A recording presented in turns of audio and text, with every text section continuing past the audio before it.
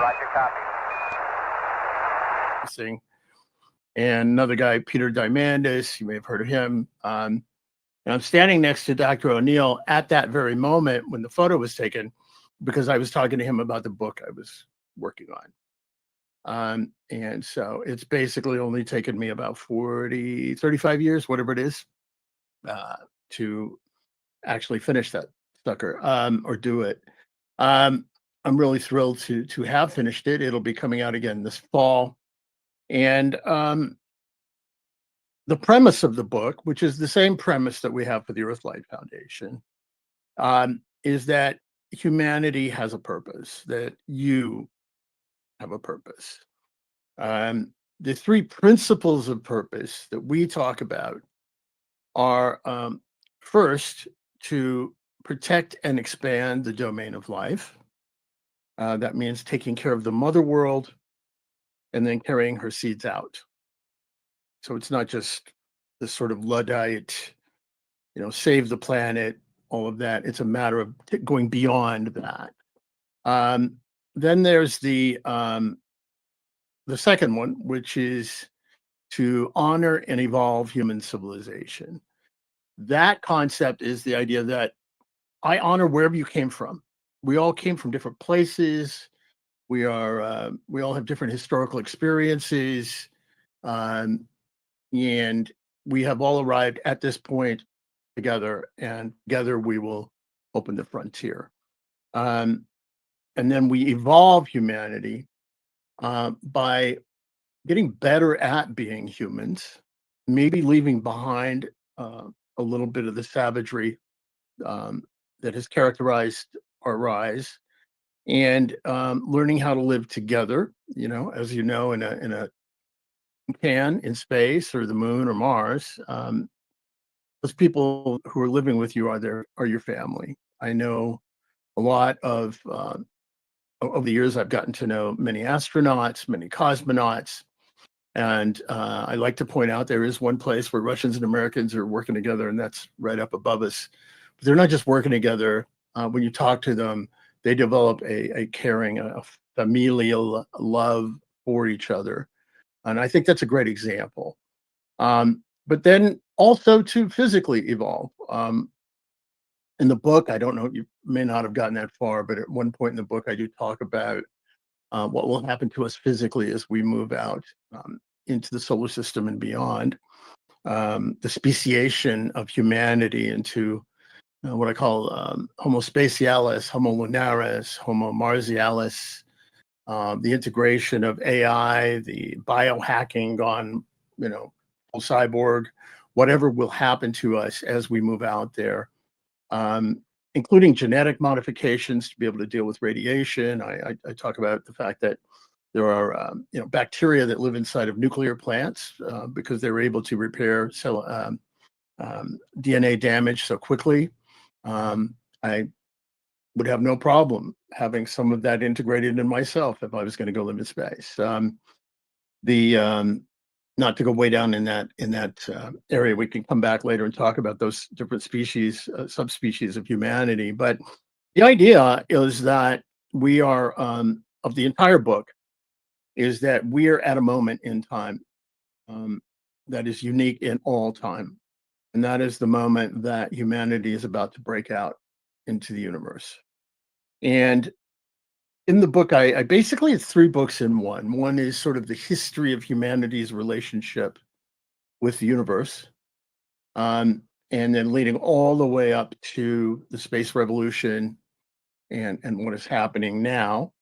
The other book, as it gets closer in time to now, my own story weaves into it a little bit, starting with the beginning of the first space age. So there's a little bit of autobiography in there, and then it hits the principles. It all builds up to the principles. Over time, we as human beings have been pushing back the firelight, the circle of firelight. Just imagine sitting on the plains of Africa, and you've got the spark, you've got a little fire, there's shadow, and then there's deep dark beyond that. Beyond that is danger, is death, is fear. And then above us, we're sitting on these planes. We could see the heavens above us, like almost none of us get to see anymore. Um, and there's strange things happening up there. We don't know what it is. And one of the things that, as I was working on the book, that came up for me was space itself did not exist until Copernicus. It was heaven. It was the place where gods and angels and other beings lived. The only way you could aspire to get there was through death or maybe taking some really good biologicals. But as a physical place that you could aspire to go to explore, like you could explore the next valley, it didn't exist. It was basically, in a sense, culturally and linguistically created by the discoveries of Copernicus. Then it became a place we could go to. There were a lot of different people that after that began to speculate about going and what it would be like. And then I come forward to Tsiolkovsky, who was um, the Russian philosopher, scientist, engineer who talked about expanding civilization beyond the Earth. Um, although I have to give you a parenthetical real quick on that. A friend of mine pointed this out after I had finished the book, and it's made me nuts ever since because you can't change it. Um, I had never seen this letter before, and he hadn't seen it before.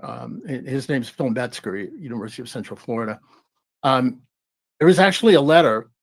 I'm going to paraphrase it very, very badly, and I want to say it's Kepler to Galileo, saying basically, there are people out there sailing the seas and facing all of those dangers.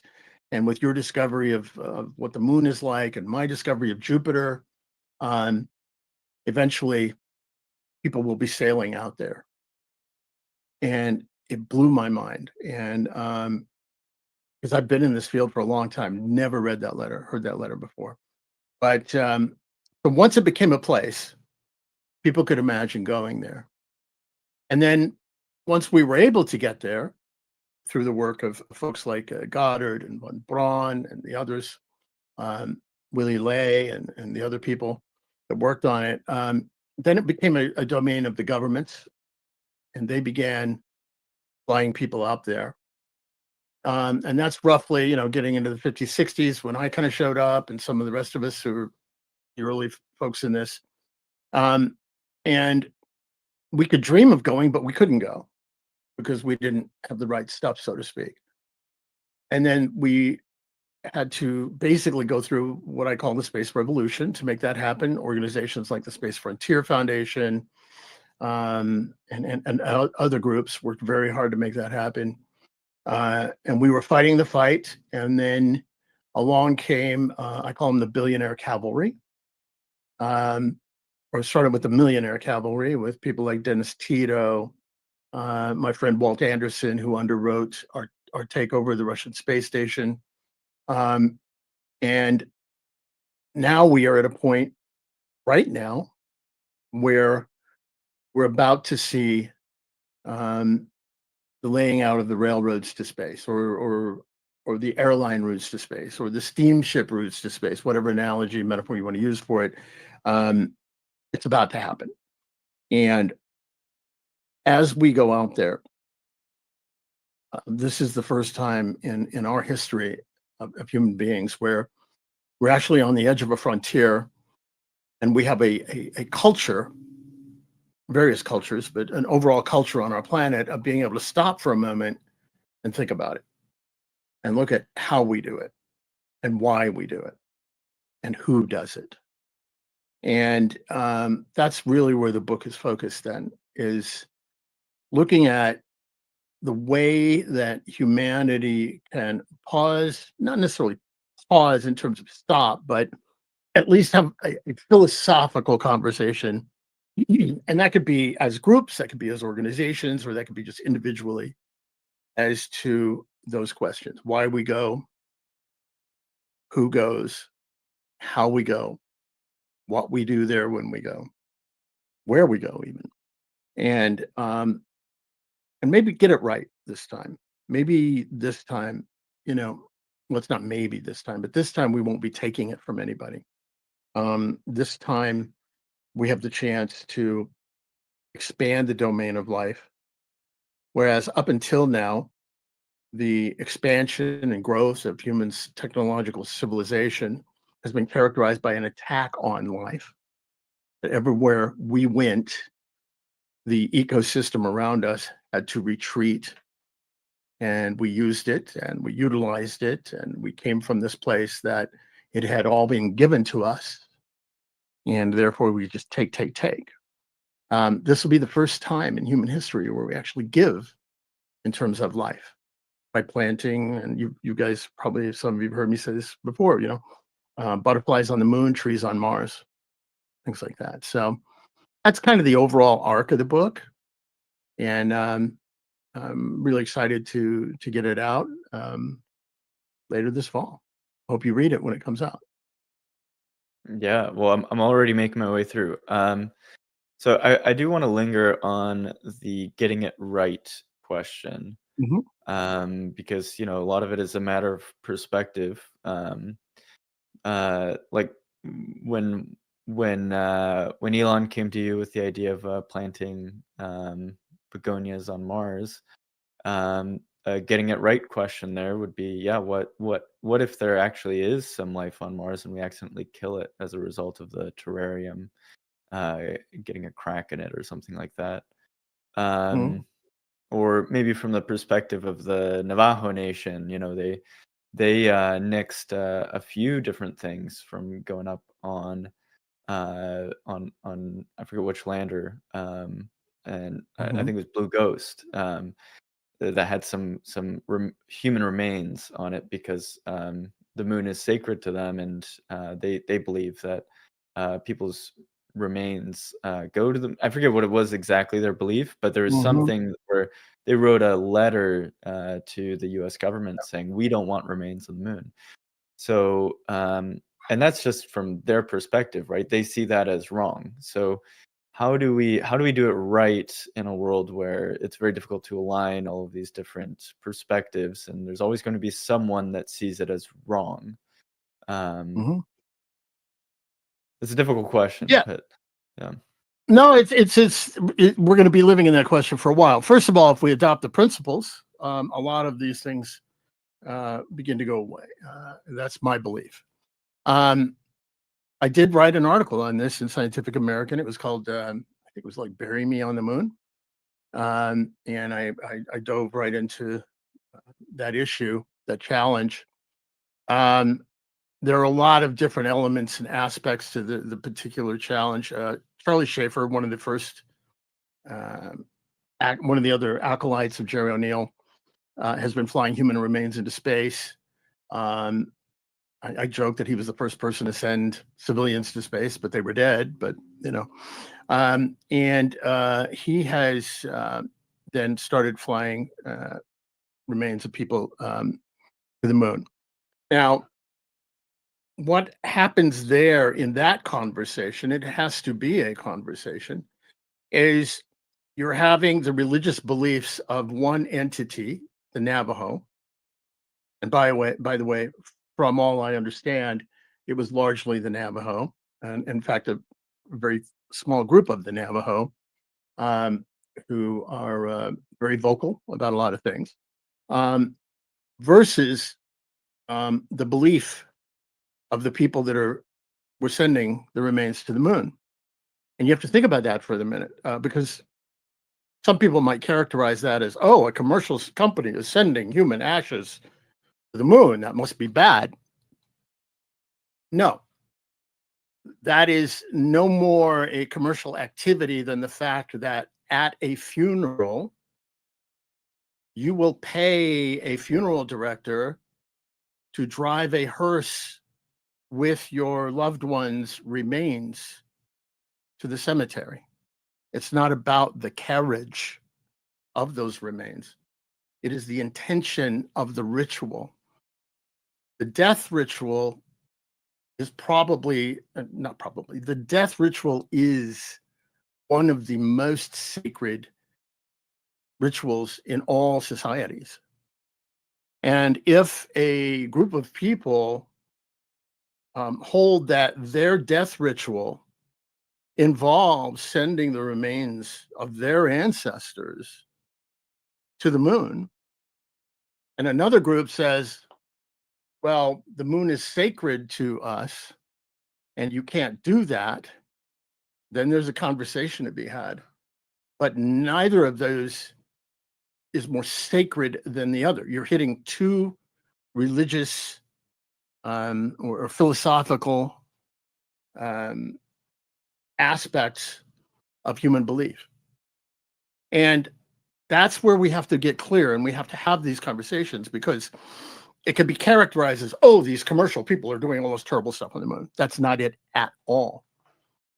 Charlie pointed out that he had hundreds of Buddhist monks celebrating on one of the flights as they flew one of their senior monks' ashes. So these things, they get into the simplicity of our mobile phones and the feeds and this and that, and they get made very shallow. But these are very deep conversations. We have to have compassion, and we have to have understanding about them. There's a lot more to be said there. I mean, frankly, I use these softening terms. I have to catch myself sometimes, because the early cultures here on the Earth that looked at the moon actually didn't even see it as a sphere. It was a disk to them. So then that gets challenging. I mean, you can peel the layers back on these kinds of conversations, and you really have to come into a place of just having a conversation that is including different voices.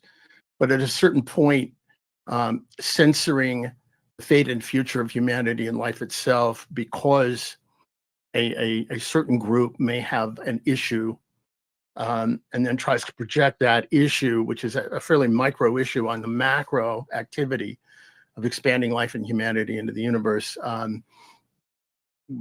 We have to, move on, and we have to go. I think that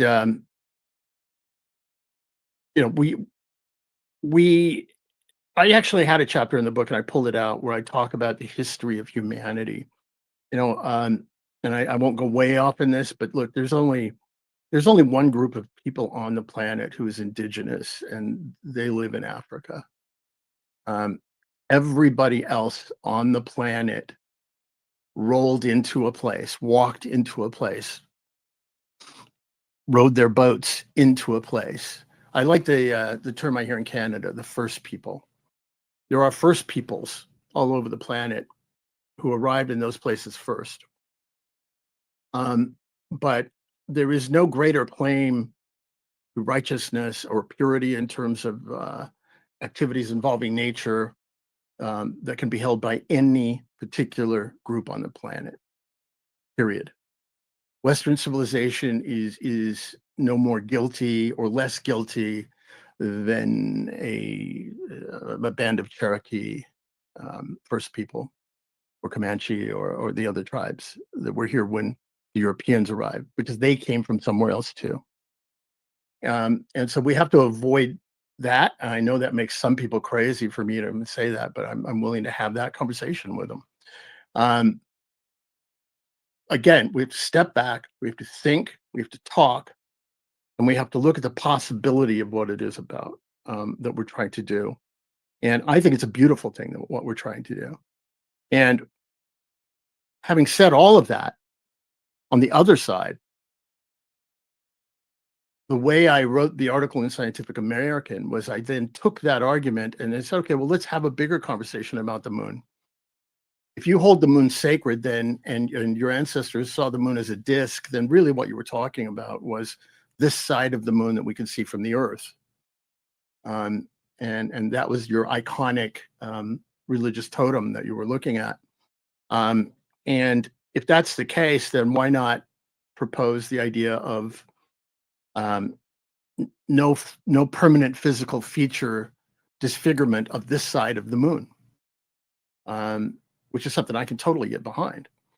Um, and so again, there's a lot of conversations to be had. Unfortunately, a lot of lawyers are going to make a lot of money, but there's going to be I think, if we adopt the principles that are in the book and other general high level human principles, I think we'll have less trouble than if we roll out there the way we did on this continent and sort of plunder and pillage our way across it. How about the long answer? No, I think the lawyers are gonna be making a lot of money. The disputes are gonna be, uh, yeah, no one knows the answer to a lot of these questions, whether, and I saw some articles recently, Peter Haig, who was on, last week, he wrote a recent article just about how the Outer Space Treaty is kind of, um, its context from which it came out of is no longer relevant. So it existed as a way um, to denuclearize the moon, because that was the big threat at the Mhm, time. I'm curious, well, and so you lay out a various whys, right? So there's like the national defense why, which I think is a very strong why. That might get, mhm, say, the U.S. to put in a good deal of money. There's maybe the capital, return on investment why. Maybe you can extract some resources and make some money. But then, and there are other whys, but I think the one that strikes me is very interesting that you've mentioned before is to to do it because we want to. And I think that resonates a bit with the Apollo era. Yeah, there was this race, but ultimately it was this goal that was extremely difficult that tested our abilities. And I'm curious where you land on those whys these days, because you used to have well, you still have a venture capital a group that is mhm. still doing its thing. You've started various space companies. You have nonprofits too, so you're kind of, I feel like, you've tested various whys. I'm curious, where are you now? Yeah, I in the flow of the book, I start the principles section by talking about that for years I had been pushing the sort of the standard whys, right, that we all have. I think I make the analogy that and again, I grew up in the UK and Texas, but it would be like a teenage boy in Texas trying to explain to his parents why he must have a pickup truck, and it's because I can help mom carry groceries, and I can haul stuff in it, and I can do this and I can do that. Um, what precedes that is that underneath that kid is there's something else going on, right? It's a sense of freedom, it's a sense of liberation, etc. And what we've been doing in the space field, I believe, have has been analogous to that, in that we have spent a lot of time trying to rationalize, almost like we're trying to rationalize to our parents why we need open space. Well, we have national defense, we have science, and exploration. Some people are into the tourism thing, resources, all of these things, all of which are valid in their own way, by the way.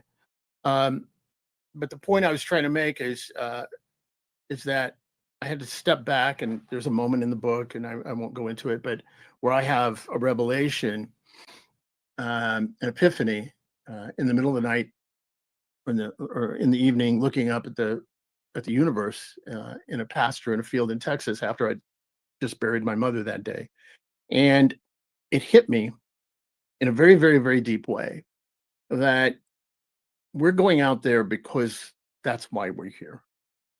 And I think that's sort of my core assertion in the book, is that we exist. Humanity exists. Humanity has made it through all of the things that we have made it through to get to this point where we can carry the seeds of life in imagination and wonder and love and all of these things out into a place, at least in our immediate neighborhood, that is dead. And for me, that's exciting.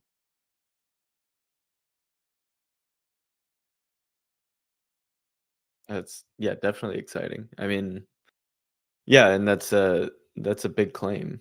Um, Mhm.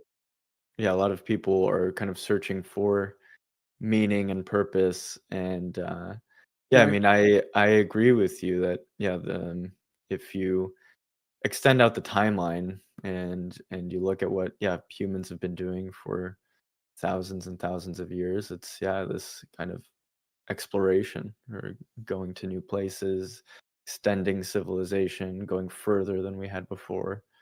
And yeah, the frontier that's finally being open is this high frontier. And yeah, I think we're living through this incredibly unique period in human history. So Mhm. I mean, I'm you're, preaching to the choir. I think Yeah, we all agree. one might guess. One Yeah. might guess here, right? But look, it's we've done a lot of these things before, but we've done them for different motives. We've done them in different ways. And we have this moment now where we can again get it right. If it's interesting too that what I call the frontier philosophy um, is built around the concept of the different R's: recycle, reuse, repurpose, replace, resources. Um, it all fits together very, very nicely in a sense that um, here we are at a moment where the transportation systems, the big breakthrough is that they are 100% reusable, and that they are comparatively, and it'll get better, comparatively environmentally clean. Um, and enabling us to go out there. And it really is almost symbolic what we see in terms of that, the starships and the New Glenn and our friends over Rocket Lab and Firefly, their intention is 100% reusability. In fact, that's why I'm very careful to call them rocket ships rather than rockets. Right? You throw rockets away. You throw launchers away. You do not throw ships away. And that entire philosophy then begins to, perhaps in a way, model something that we can show to the folks here on the earth. I hate to repeat myself, but I often do. There is no more environmentally aware person than a woman who's floating in a space station above the earth, uh, rebreathing her own air, redrinking, and through biological systems, eating her own waste products all over again. Right? It's recycling writ large, and um, that's something that when you're in the micro bubble, and really, if you think about it, space facilities, space stations, lunar communities are really just micro bubbles of the mother world. That's all they are. We're going out into this place. We're trying to recreate the radiation shielding that her atmosphere gives us. We're trying to recreate the recycling capabilities that everything in the ecosystem gives us. We're trying to create our own little micro habitats. They're really just little miniature Earths. And I think it's important then that we realize that, and we just don't approach it from this sort of cold technical approach, that we embrace what it is we're doing, the symbolism of what it is we're doing, the meaning of what it is we're doing, because I think that makes it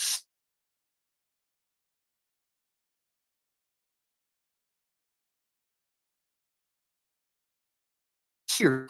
There's generations, probably some of the folks listening to this call are parts of them, um, who are very depressed about what the future looks like, because it does seem to be a limited sum game. It does seem to be like, we're at this climax moment of having abused the mother world, and where life is not going to be as good in the future as it has been for those in the past who always looked to something better and bigger happening.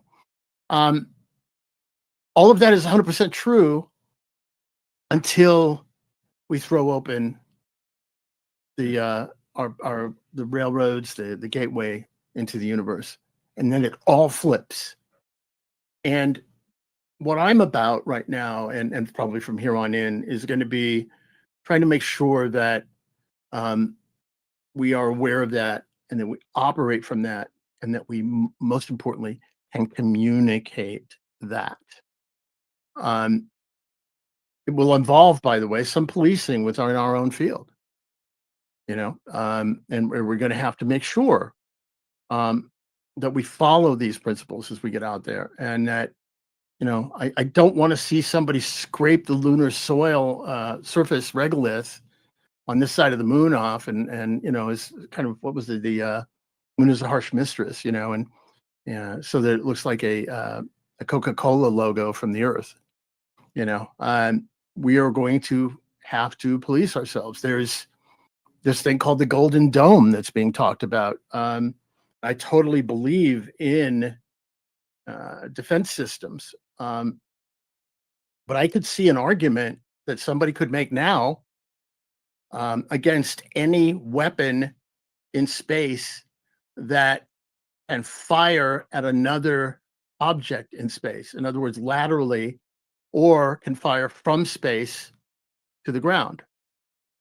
Because if we don't stop that kind of thing now, that's it. We're going to have to deal with it from now on.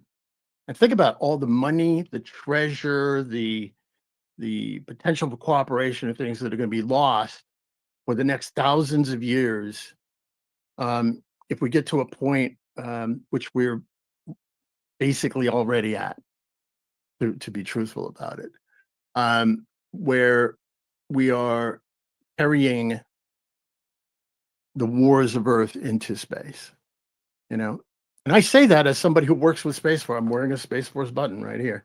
I work with Space Force at times, and it's just that we really need to all step back and try and have some moral clarity about what it is that we're about to go do.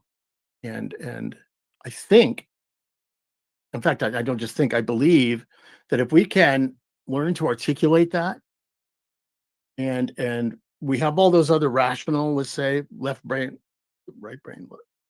reasons, and we are not shy about the right brain reasons, the emotional, the spiritual, hopeful reasons, that as we go out, it's going to be much easier to bring everybody else with us. Yeah. I'm curious what your thoughts are. So I mean, we've discussed the kind of big vision, right? The whys, Mhm. and also the moment that we're in right now, and so there's a new president who is changing parts of Artemis, or Jared Isaacman has some ideas. Elon recently in an interview said that, why aren't we trying to create a base on the moon? Why don't we extend our ambition there? Um, Mhm. I guess what do you think are the most practical next steps, or what sort of recommendations do you have for Jared Isaacman getting into the, being at the helm of NASA? What do you think? What would you advise him to do? Um, my positions are pretty well known on some of the existing programs, but the use it and throw it away culture needs to die. Um, it had its time. We were children. We were learning how to do things. And by use it and throw it away, I mean what I've called the space launch scam. The SLS needs to be canceled immediately. The Orion capsule, which is integrally tied into that system, needs to be canceled immediately. The gateway to nowhere, which is a a political creation, which is basically a death trap because it's outside of the Van Allen belt. It's a tin can. That needs to be canceled immediately. I love your names Um, for these, by the way. Each of them Thank you. comes with their own. Yeah, Gateway to Nowhere, it's that's a new one I haven't heard. Yeah. the gateway to nowhere. Somebody else I probably came up with that. I just use it, but it doesn't make any sense having it up there. I know why it was created. It was created partially by a guy named Bill Gerstenmaier. He's a great guy. He was um, deputy associate administrator around the same time. Actually, at the same time, Lord Garver back in the day, and he and some others kind of. I'm being very vague about this because there's historical facts that are, I don't have it at hand here, but it was basically because presidents kept changing their minds, and he wanted to have something out there that would allow us to, be able to go one way or the other way or whatever. We're past that now. I wrote an article in. I hate to be so self-referential. Forgive me, but I wrote an article in the early December called "Mars Next" and all of the above. And in that article, I kind of laid out my policy perspective, which is let Elon go to Mars, let him concentrate on that, and do it soon. The windows are about every 2 years, so it would be, I'm going to get my odds and evens mixed up, but let's say it's 29, and they could go for that, even if it's 31, whatever, that's fine, as long as everybody in the world is realizing that's where we're going. Now, why is that important? Because then that ends the race to the moon with China. The U.S. can say, you know what, China, you guys go ahead and do that. We already did that. Go ahead. We're on our way to Mars. And then what that does is it will take the artificiality, the foolishness of trying to do this unsustainable sort of SLS based, use it and throw it away based sprint to the moon under the rubric of, we have to beat the Chinese. And we can do it right. And in this case, technically right, and economically right, in that we can do it in a way that is sustainable and we can grow. And I believe that the way it may break down, I could be completely wrong, is that, we have Bezos. Bezos is an O'Neillian. Bezos wants to eventually build the O'Neill cylinders and what we used to call space colonies. And part of the core of that was to be able to harvest resources, including on the moon as a first step, and then asteroid resources and things like that. So let Bezos focus his attention on the moon. As you saw there, I think is the Blue Moon lander is being worked on and things like that. Keep that going. Number one. Number two, build on the NASA program that flips commercial lunar, whatever, and that has featured intuitive machines and Firefly, iSpace, the other companies, and build on that so that the lead on the moon now would be more the private sector. And with NASA playing a supporting role, anchor tenancy, NASA could say, hey, we want to put a couple of scientists up there, and we will pay you to build a hab and all the support networks so they can be up there. And if you overbuild, you'll get some tax breaks or something like that. It's very similar to what we came up with when we were trying to enable SpaceX and other private companies to do the space station. That was our vision when we came up with those sort of policy ideas back in the 90s. Let's just repeat that on the moon.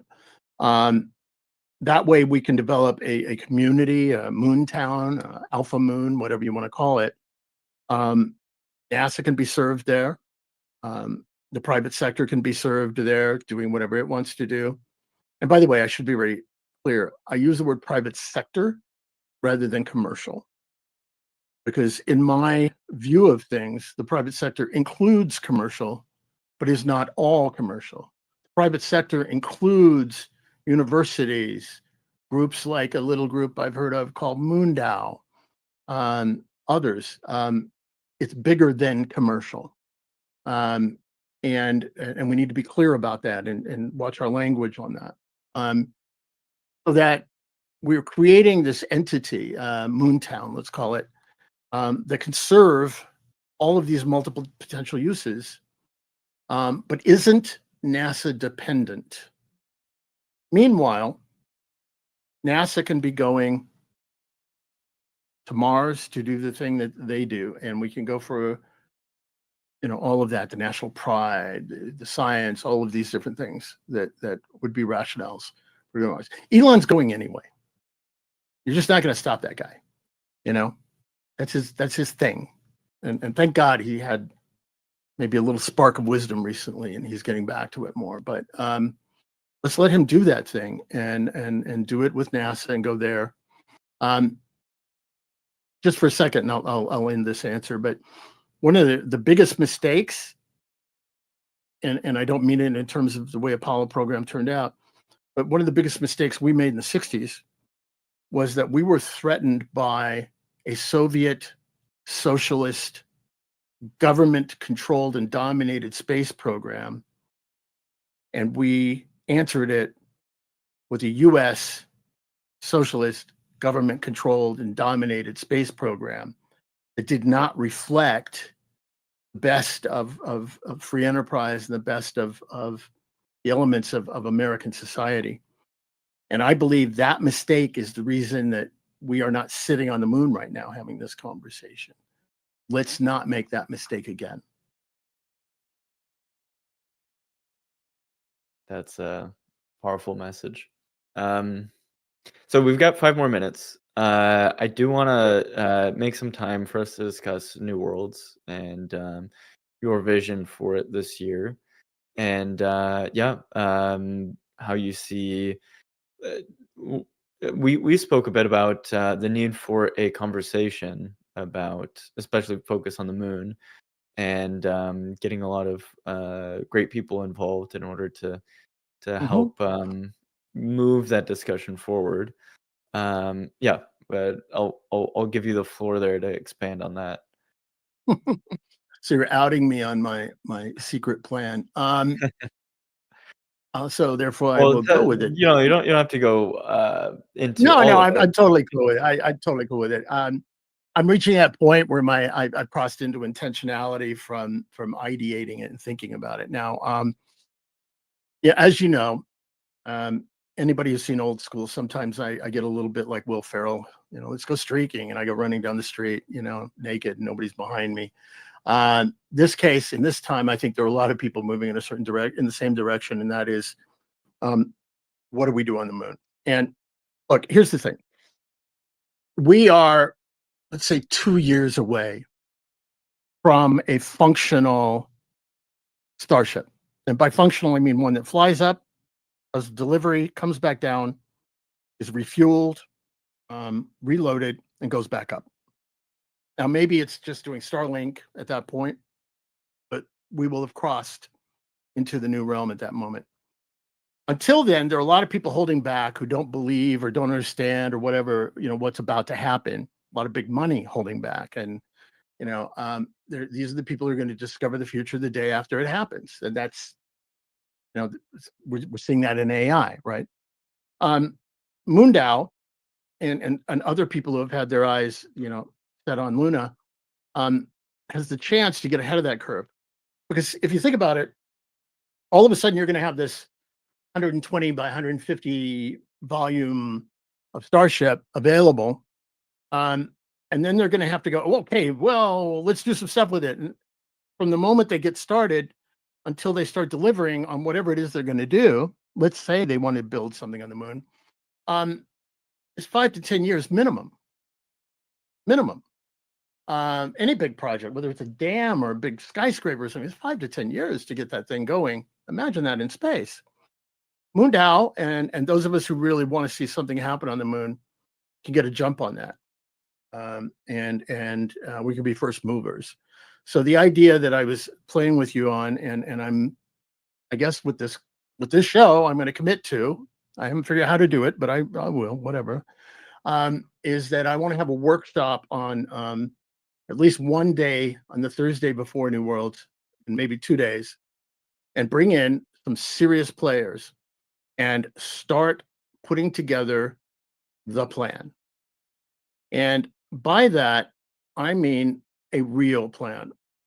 One of the challenges we've got right now is the space community has been stuck in, well, maybe someday mode. Well, someday is now. So I'm not talking about getting a group of people together and producing a paper that says this, this, and this. I'm talking about beginning the process that ends up with that first community on the moon. And it's not NASA dependent. It's NASA adjacent. It's NASA partnered or whatever. But let's start it now. And so probably, if you're being rational about that, one of the first things we'll do is get these experts together and start asking the right questions. How many people do we want? What location do we want them at? What activities are they going to be engaged in? And then we can start getting into the cost per person. Then we get into the consumables. Then we get into the recyclables, the reusables. We can start putting numbers on that, start building backwards from that. In essence, building the plan, the business plan. And and I love MoonDAO, and I love the other groups that are into this, but now it's time to get real. And I saw Ivan just come in, and I thought he was here, but he left. But flying people, stuff like that, awesome. Keep that up. But now it's time. It's time. Let's start putting the blueprints together. Let's designing these things. Let's start putting together the technologies now. Not in an abstract form that somebody can use in the future, but with the commitment that what comes out of this work now results in the establishment of, if you want to call it Plymouth or whatever it is, one of these names I've tossed out, on the moon. And that we want that to happen by, let's say, maybe full up operational 2035. A small group of people, but operating facility that is starting to grow. And what does that look like? How much work is involved? How much money do we have to raise?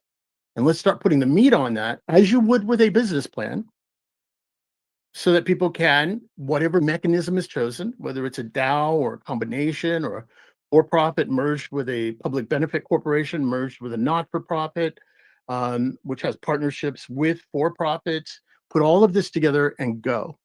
Now, I know there's some people working on the Lunar Development Corporation. I think that's great. It looks to me like they're going mega with what they're about. This is really something that might occur within that framework. I want to bring them in as well. We haven't chatted yet, but we will. And that's thanks to you, Pablo. I have reached out to them. But let's put it together. Let's make it happen. It's not time. There's no more time for goofing around and talking about this stuff as if it's science fiction. It's reality, and the way it becomes real reality is by people like those on this call, people in your group, the entrepreneurs, getting together, making it so. Oh, sorry. Oh, I'm not muted. Okay. No, I totally agree. I think, well, we challenged that timeline from 2035 to 2030. I think, yeah, there's really no reason we should wait any longer to put a concrete plan together. And yeah, I feel like now's the time. You could have a swarm of these Optimus robots all wearing little pioneer hats and setting up the first infrastructure so that a human mission can go and be productive. 100%. Yeah. Yeah, I want to be really clear with you too, Pablo. What I'm saying is 2035, there's real human stuff going on. I mean, you may lay your cornerstones, your foundation stones, things like that. Pads, which we all know we have to have moon pads before then. But I'm talking about where you're really starting to get into an operational mode. So we agree. We don't disagree. Right. Awesome. Okay, well, we're just past the hour. This was really great. I'm gonna hand it over to Ryan. But I guess before we do that, how do we follow along? Where should people subscribe to hear the newest news about New Worlds? Any new articles you're putting out? Where should people follow you on socials? How do we stay connected? Yeah, yeah, it's really funny. I just had my first meeting with my first ever potential marketing team yesterday. And so I'm going to be getting all of this organized, getting ready for the book and all of that. People have accused me of being my own worst enemy in terms of all of that, because I just fire this stuff out without a cohesive structure. In terms of New Worlds, go to newworlds.org. And the ticket we just had, like I said, I don't know if I just said that. Orson Scott Card is coming. Lamont Colucci, who's the director of doctrine for Space Force, Dr. Moser, chief scientist, Dylan Taylor, Bob Zubrin, they're all coming this year. Probably have a couple billionaires in the room along with them. And what we're doing is New Worlds has now been rebranded as the TED meets South by of Space. We're not a conference. We're not an ISDC. We're not a Mars Society conference.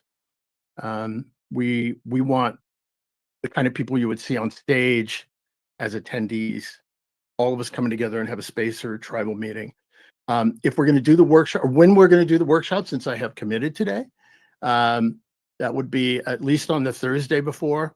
If we can get funding for it, we'll go earlier than that.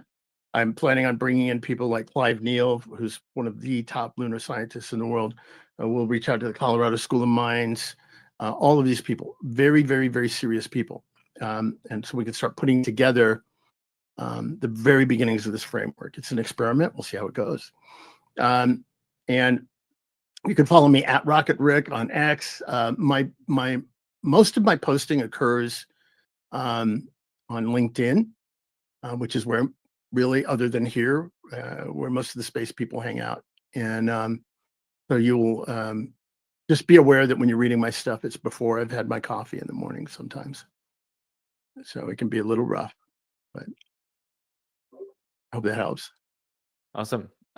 Cool. Well, great. I'll hand it over to Ryan now, and we'll get moving with the rest of the town hall. Thank you, Rick.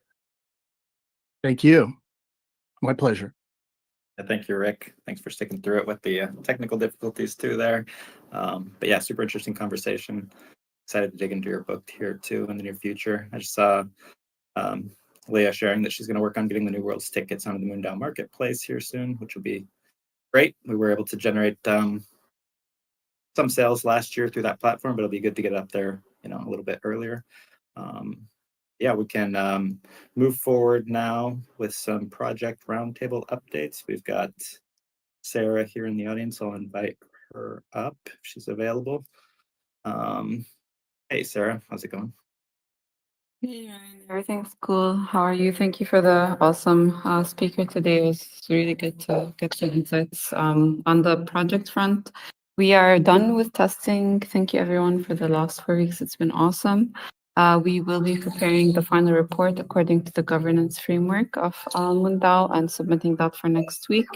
Obviously, we're taking into consideration the projection of the Treasury and also per proposal 176 of how budgets will be looking, and obviously from conversations from members, the reward system is something everyone is keen to dig deeper into.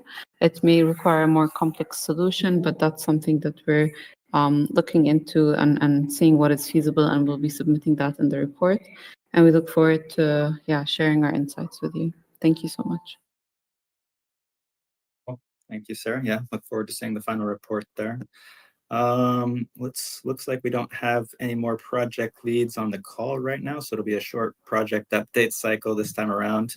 I will just share a link to a free virtual event, the Space Education Summit, that's happening tomorrow.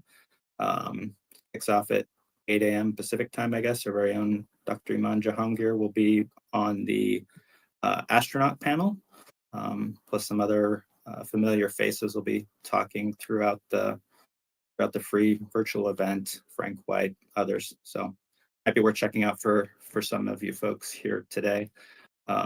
Also, I saw that the NS-32 flight, the next Blue Origin human space flight, New Shepard flight, is going to be happening on Saturday. So that's exciting to see another round of folks go up. And of course, Iman's involved with the crew member 7 training there.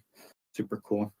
But yeah, I think that's about what we've got this week for the updates. Mitchie just shared a link to the contribute portal. So yeah, if you had any contributions related to space, be sure to submit them in the contribution portal. Obviously, Rick, that goes for you too. Submitting a link to this video, speaking at our town hall, that's a contribution that deserves reward from the community and something that we do every 3 months in a cycle. But any space contributions that you had related to advancing our multi-planetary mission are something that is eligible to be submitted there. So yeah, be sure to do that. Also, just a reminder, some people have some outstanding rewards from previous cycles from either the airdrop or the last quarter's reward cycle. We did make a slight change to the claim process. So now instead of going to moondao.com/withdraw, you can just go to moondao.com/lock. And if you have any outstanding rewards from last cycle, any voting rewards, you can just click it there on one integrated page. It'll show if you have a balance above 0. And yeah, we just tried to streamline and integrate the process to make it easier for everyone based on your feedback. So yeah, thanks, Mitchie, for sharing that link.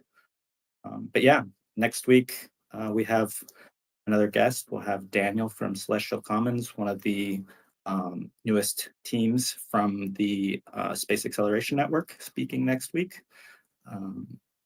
So yeah, be sure to tune in next week, same time, same place, Thursdays at 3 p.m. Eastern time. Thanks everybody for joining us today, and looking forward to seeing you next week. Peace. Welcome to MoonDAO, a revolutionary governance model and mission-oriented community that's reshaping collaboration in the space industry. Our mission is to create a self-sustaining, self-governing settlement on the Moon to act as a launch point into the cosmos. MoonDAO is governed like a nation, with its own economy, constitution, voting system, treasury, elections, and senate, but internet native, and so without the limitations of geography. In 2022, we sent our first member to space, showcasing our model's capacity for real-world impact. Now, we're implementing key solutions for global collaboration in the space industry. We offer a borderless, permissionless platform that enables everyday people to participate in the future of space development and exploration. Be part of our lunar legacy and join the MoonDAO movement today.